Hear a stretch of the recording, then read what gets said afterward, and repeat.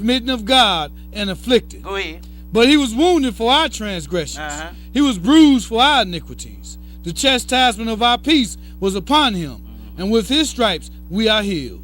With chastisement our peace was upon him, and with his stripes we are healed. Go ahead and read some more. All we like sheep have gone astray.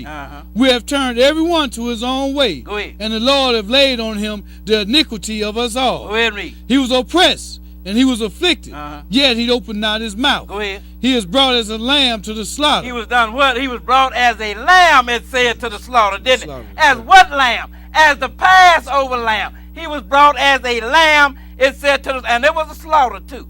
Go ahead and read on.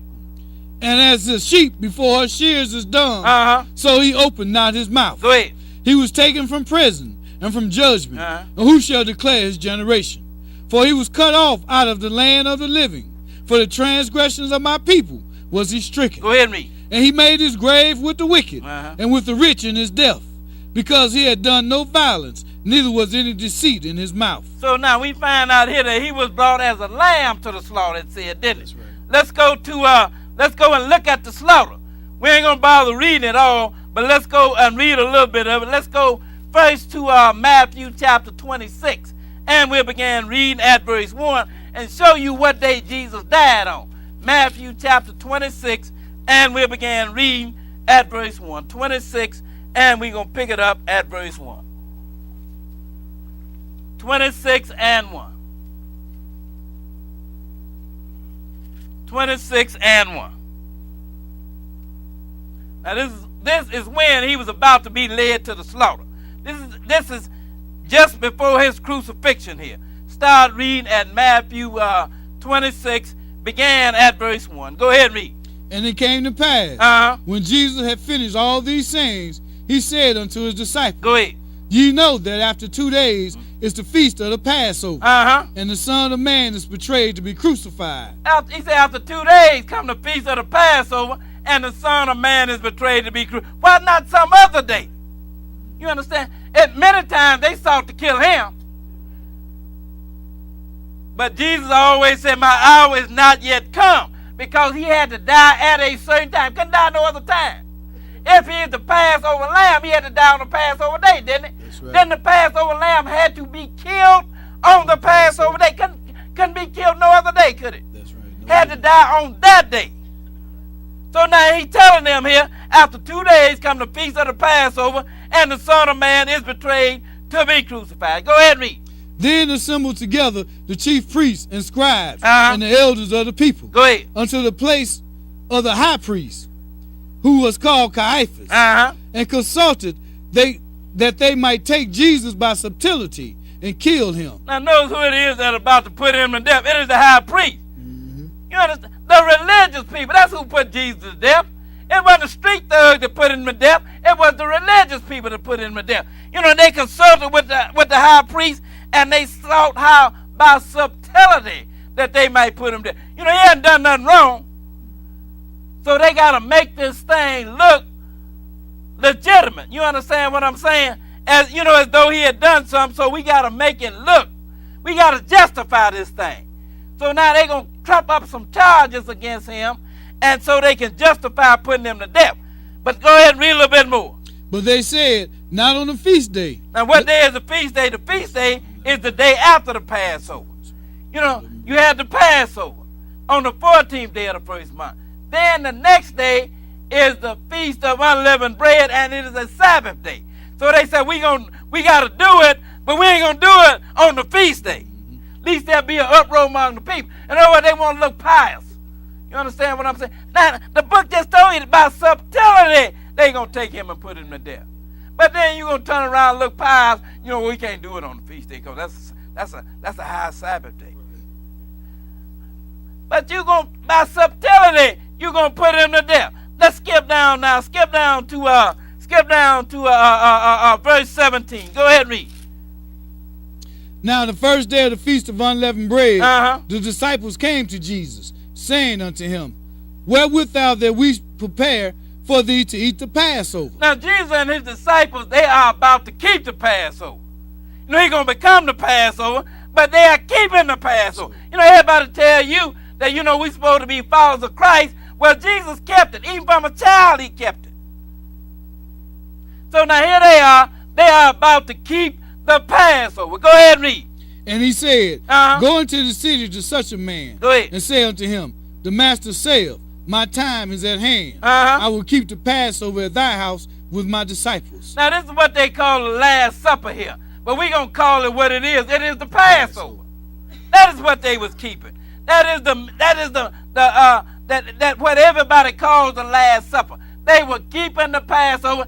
Jesus said, I and my disciples will keep the Passover at thy house. Go ahead and read on.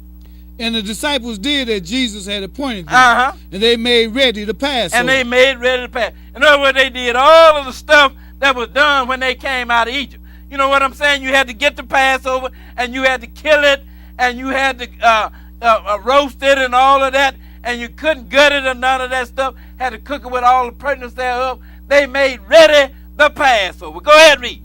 Now when the evening was come, he sat down with the 12.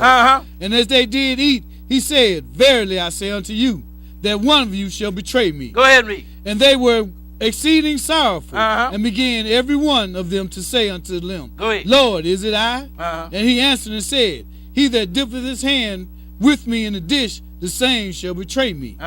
The Son of Man goeth as it is written of him. But woe unto that man by whom the Son of Man is betrayed. It had been good for that man if he had not been born. Then Judas, which betrayed him, answered and said, Master, is it I? He said unto him, Thou hast said. Now, on this Passover, he did something a little bit different. He did something that hadn't been done on no other Passover. They was sitting there and they was eating the lamb and the bitter herbs and all of that, like we read back in Exodus.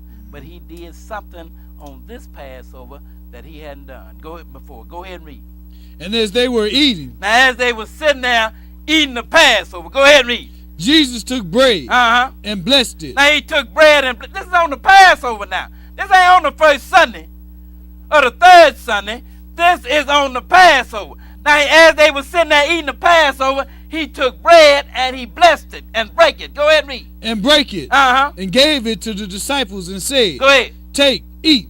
This is my body. He did it on the Passover. He didn't do it every first Sunday, every third Sunday, or communion, or sacrament, or just before somebody's about to die. He did it on the Passover. That's when he did it, right? That's right. Then he took the bread, he blessed it, and he break it. He said, This is my body. Take and eat it. Go ahead and read. And he took the cup and gave thanks. Go ahead. And gave it to them, saying, Drink ye all of it. Go ahead. For this is my blood of the New Testament, which is shed for many for the remissions of sins. See what he said? This is my blood of the New Testament that is shed for many for the remission of sin. You know, under the old covenant, they killed the four-legged lamb, right? Well, that didn't end the Passover. You know, because the Passover, the book said, was to be done forever throughout all generations in all of your dwellings. That's right. But now, under the old covenant, you killed the four-legged lamb. Now, he said, this is my blood of the new covenant that is shed for many. This is how it's supposed to be done. In other words, from that time forth. Go ahead, read that next verse. But I say unto you, I will not drink henceforth of this fruit of the vine, until that day when I drink it new with you in my Father's kingdom. Now, let's go to Matthew chapter 27 and pick it up at verse 1. Matthew 27 and verse 1. Now, Jesus, they're eating the Passover, right?